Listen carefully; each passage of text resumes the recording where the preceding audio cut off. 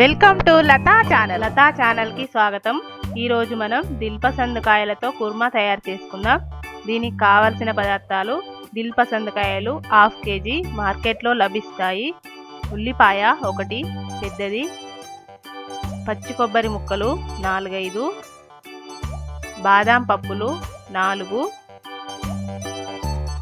లవంగాలు 3, అల్లం వెల్లుల్లి పేస్ట్ 1 స్పూను, కరివేపాకు రెమ్మలు 2, తరిగిన కొత్తిమీర సగం కట్ట, పచ్చిమిర్చి 7-8, కారం 2 స్పూన్లు, ఉప్పు తగినంత। ఇప్పుడు ముందుగా దిల్ పసంద్ కాయల్ని కట్ చేసి పెట్టుకోవాలి, అలాగే ఉల్లిపాయలు పచ్చిమిర్చి కూడా కట్ చేసి పెట్టుకోవాలి। ఇప్పుడు ఒక జార్ తీసుకొని అందులో పచ్చి కొబ్బరి బాదాం పప్పులు వేసి కొద్దిగా నీళ్లు పోసుకొని మెత్తగా గ్రైండ్ చేసి పెట్టుకోవాలి।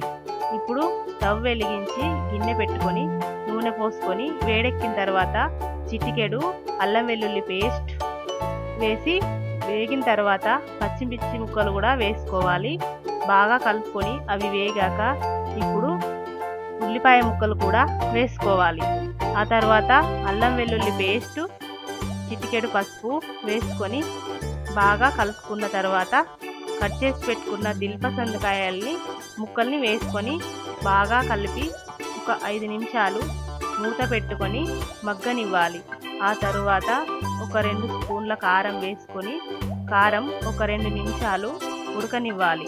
ఉడికిన తర్వాత 1 స్పూన్ ఉప్పు వేసుకొని కొద్దిగా నీళ్లు పోసుకొని ఉడకనిచ్చుకోవాలి।